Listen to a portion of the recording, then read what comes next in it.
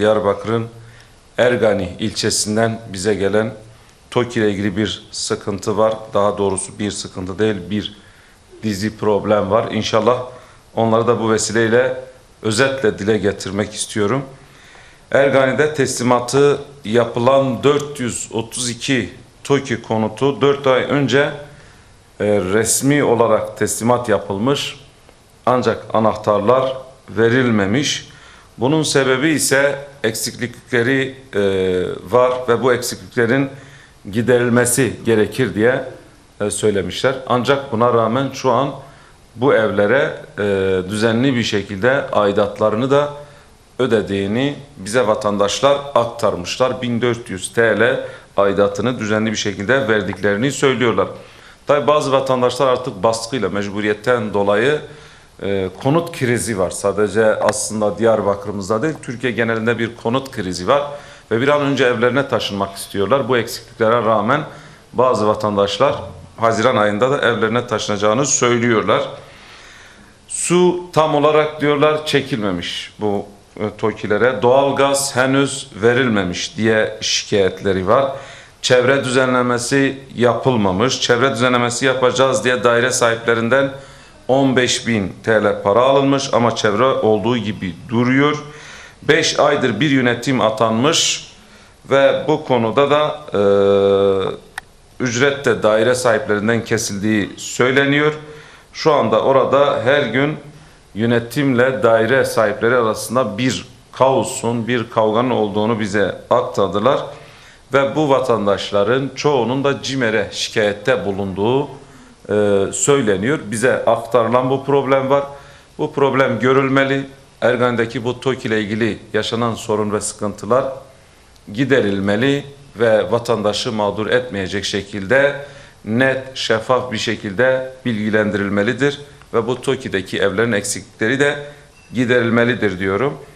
Bunun dışında bundan 2 gün önce yine bu basın toplantısında Çınar ilçemizle ilgili sorunları dile getirmiştik. O zaman 17 mahallemizin, köyümüzün tek tek sorunlarını bu salonda dile getirmiştik. Ancak orada yine de 20'ye yakın köyümüzde ziyaret gerçekleştirmiştik. Onların sorunlarını da bazılarını inşallah bugün dile getireceğim. Aslında Çınar ilçemizin köylerinin sorunlarının hepsi hemen hemen ortaktır. DEDAŞ'la ilgili problemleri var, yol sorunları var, altyapı sorunları var, temiz su ihtiyaçları var. Ama buna rağmen bu ihtiyaçlar hala karşılanmamış. Ciddi manada oradaki vatandaşlar sıkıntı yaşıyor. Her yerde söylüyoruz yani 40 yıldır 50 yıldır aynı problemler devam ediyor. Gerçekten artık bunların bitmesi gerekiyor. Bugün belediyelerinde, yerel yönetimlerinde en önemli işlerinden bir tanesi bu sorunlara çözüm bulmaktır. Ve bu işle uğraşmaktır. Belediyelerin yeri siyaset yeri değildir. Belediyelerin yeri hizmet yeridir.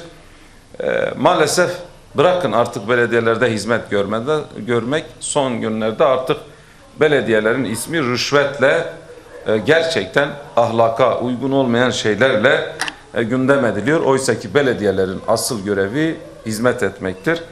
Yaprakbaşı Bari Mahallesi yani Çınar ilçemize bağlı Yaprakbaşı köyü yani Bari Mahallesi, Bari köyünün bize aktardığı ciddi sorunlar var.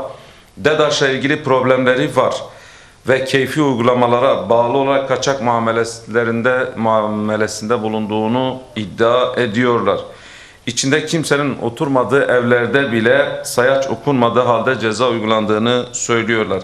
Başkalarının borç ve cezalarından dolayı hak sahiplerine verilmesi gereken tarımsal destekleme ödemelerine DEDAŞ tarafından bloke konulduğunu ve kendilerine destek ücreti ödenmediğini söylüyorlar. Mesela diyorlar ki biz tarlamızı birine kiraya veriyoruz ve kiraya verdikten sonra açıkçası 10 yıl boyunca bir yönüyle tarlamızın sahibi o kiracı oluyor. Yani onun kira işi, o icare işi bitse de yine de destekler bize verilmiyor. Onun borcu olduğu müddetçe bizim desteklerimize de el konuluyor. Bir yönüyle kısıtlanıyor, bloka uygulanıyor. Yani ta ki 10 yıl bitene kadar bu da ayrı bir problem. Yani kiracıyla tarla sahibi bir yönüyle karşı karşıya getiriliyor. Oysa ki bu sorun eğer varsa DEDAŞ'ın borcu kendisi halletmelidir.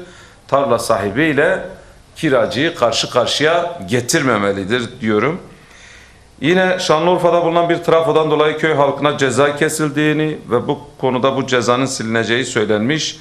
Ancak DEDAŞ cezayı silme sözü verdiği halde sözünü tutmadığını belirttiler. Vatandaşlar bize söyledi. Biz de doğal olarak biz bunu aktarıyoruz.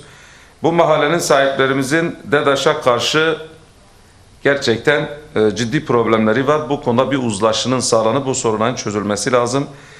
Çiftçilerimizin buğday alım fiyatının yükselmesi gerektiğini, her dönem bunlar yaşanıyor ve bu olmadığı zaman gerçekten çiftçi ciddi sıkıntılar yaşıyor. Çiftçi çökerse memleket çöker ve bundan sonra da biz artık tarlalarımızı işletmeme gibi kararlar almaya başladık diyorlar. 300 haneli köyde okul yok.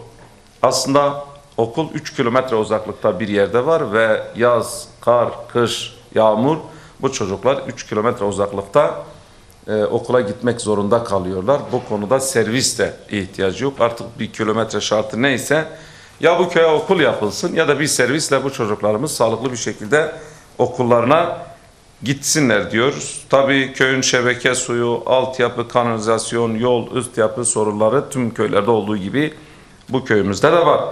Çınar ilçesi yıllarca Gogverin köyü Karlık mezrasını ziyaret ettik. Tabii bu ara dile getirdiğim köylerde birebir ziyarette bize aktarılan problemler.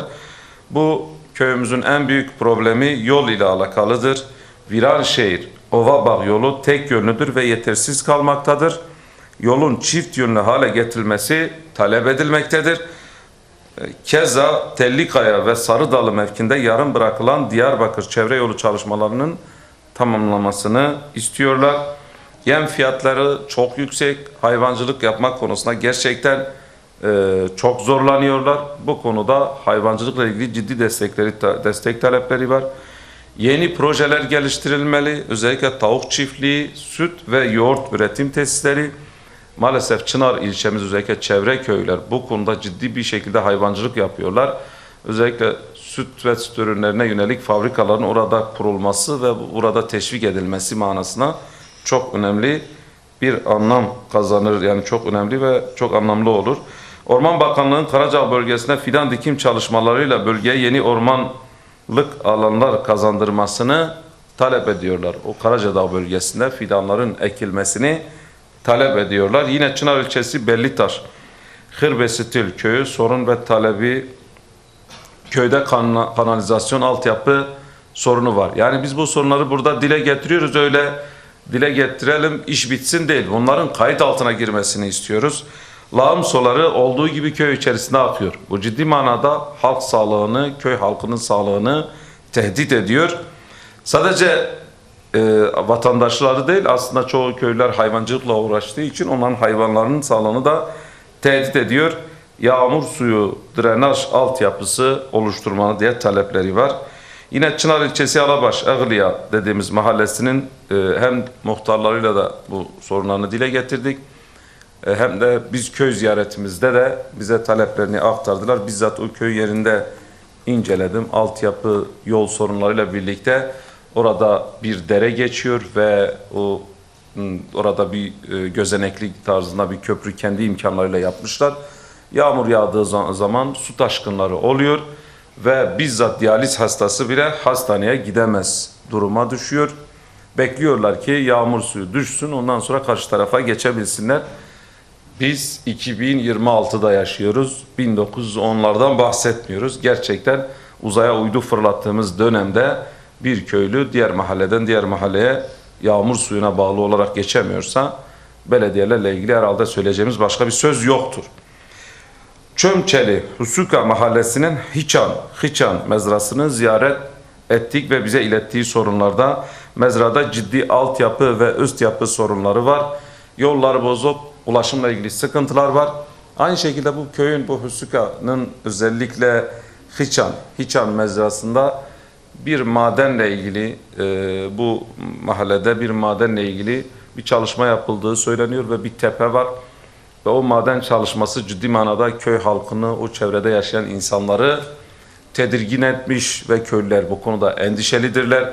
Nasıl olacağını tam bilmiyorlar. Şeffaf bir şekilde bundan bilgisi yok.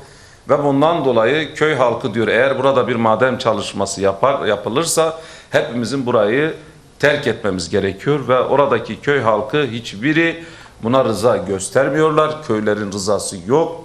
Bu konuda bir şey yapılırken köylülerin, orada kalan vatandaşlarımızın, yaşayan vatandaşlarımızın rızası alınmalı veya ona göre bir yol çizilmeli ya da başka yerde maden arılmalı. Asla ama asla o köy halkı mağdur edilmemelidir diyorum. Bulut Çeker, Kubuk Mahallesi ve bağlı mezraları tabi ziyaret ettik. Tek tek söylemesek de altyapı, üst yapı yine sorunu var. Drenaj ve çevre düzenlemesi sorunları var. Kanalizasyon yetersiz. Atık sular sağlıklı bir şekilde tahliye edilmemekte. Bu da hastalıklara neden olmaktadır. Yollar bozuk. Kışın çamur, yazın toz duman. Yani oraların, aslında o yolların asfalt yapılması lazım. Bu Bulut Çeker köyümüzün, mahallemizin talebidir. Bu sorunlar görülmeli. Çatmadal, Delavgur ve Gözenek, Gurcu köylerini ziyaret ettik. Hatta orada bir vatandaşımız bir mektup şeklinde bize sorununu aktardı. Mektubunu da burada şu an yanımda getirdim. Ve Mehmet Salih Tatlı adında vatandaşımız bize sorununu aktardı. O sorunların hepsinin özeti şu: altyapı ve üst yapı sorunu yine bu şeyde var. Köy yolları bozuk. Özellikle kışın ulaşımda aksama oluyor. Elektrik direkleri ve hatları eski, sık sık kesilme oluyor. Gurcu köy okulu prefabrik ve çok eski. Yeni okul bu konuda, bu Mehmet Salih Tatlı kardeşimiz mektubunu bize göndermişti ve orada da bu sorun geçiyor. Köy yollarına parke talebi var. Köy halkı diyorlar ki siyasi tercihlerimizden dolayı hizmet görmüyoruz. Büyükşehir yasası tekrardan gözden geçirilmeli diye talepleri var. Biz oyumuzu bir partiye veriyoruz ve eğer diğer karşıdaki parti belediyeyi kazanırsa bize hizmet vermiyor. Bunu çok köyümüz söylüyor. Bu neye göre yapılıyor? Belediye kimin makamıdır? Belediye bir siyasi partinin makamıdır veya bir siyasi partiye mi hizmet ediyor? Hayır. Belediye, Diyarbakır Belediyesi, Diyarbakır'ın her mahallesinin, her köyünün, her yolunun hizmetinde olmalıdır. Bunun dışında eğer farklı bir şey yapılıyorsa, geçmişte bize dayatılandan daha bir ne farkı var? Geçmişte zaten biz bu acıları, bu çileleri çok çektik. Biz bunlardan kurtulalım derken şimdi de aynı şekilde siz diğer partiye oy veriyorsunuz. O zaman size hizmet yoktur. Bunu hangi siyasi parti yaparsa yapsın, AK Parti'de olsun, CHP'de olsun, HDP, DEM veya hangi parti olursa olsun bunların hepsini reddediyoruz. Asla böyle bir durum olamaz. Ama böyle bir şikayet bize geliyor. Son olarak Karasungur, Geli Bokan Mahallesi ve bağlı mezarlarda ziyaret ettik. Şebeke suyu, yine altyapı sorunu var. Ulaşım yol sorunları var. Bedro Yaylası'ndaki 20 evin elektrik aboneliği sorunu var. Yıkılan köprüler var. 200 hane, 6.000 nüfuslu bir bölge var ve burada 6.000 nüfuslu olan bölgede bir sağlık ocağı yapılması talep ediyorlar. Cami çevresinde sosyal bir alanın oluşmasını istiyorlar. Ağaçlı Mert Vare mezrasının sorunları da yine mezrada altyapı, yol sorunları var. Cami eksiklikleri var. Yine Kultepe Torç mezrası yol sorunu var. Yollar bozuk, tamirat yetersiz ve bunların asfaltlanması lazım. Son olarak Şarge mezrası 40 haneli mezranın içme suyu sorunu var. Sondaj kuyusunu istiyorlar. Evet, siyaset budur aslında. Yani bir kişi eğer bir partiyi temsilen bu meclise gelmişse ya da halkı temsilen bu meclise gelmişse hem köylerin hem mezraların hem mahallelerin sorunlarını buraya taşımalıdır ve bununla ilgilenmelidir. Siyasetin amacı halka hizmet olmalıdır. halkın yoluna bir çözüm bulunmalıdır. Altyapıya çözüm bulunmalıdır. İçme suyu bugün eğer köylerimizde 140 haneli, 60 haneli, 200 haneli köylerde içme suyu yoksa veya o su içilecek bir durumda değilse bu mecliste konuşulacak başka bir konu yok. Her şeyden önce insan onuruna yakışır bir şekilde bu vatandaşlarımıza su ulaştırmalıyız, yol yapmalıyız, bunların sıkıntılarına çözüm bulmalıyız. Bu vatandaşlarımızın sorunlarına çözüm bulmayan bir siyaset ve bir siyaset kurumu kendi iç çekişmeleriyle, kendi iç kavgalarıyla bu hizmetleri öteliyorsa açıkçası bunların da görülmesi gerekir diyorum. Teşekkür ediyorum.